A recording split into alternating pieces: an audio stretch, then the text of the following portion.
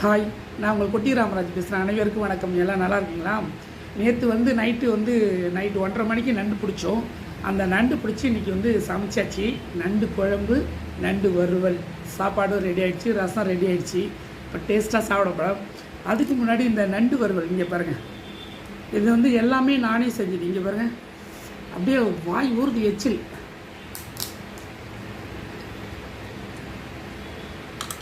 செம்ம டேஸ்ட்டாக இருக்குங்க.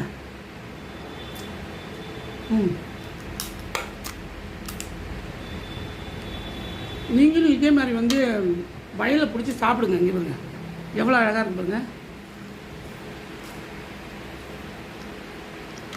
இது ஃபுல்லாகவே இப்போ நான் மட்டும்தான் சாப்பிட போகிறேன். என்ன தண்ணி குடிச்சிக்கிறேன்.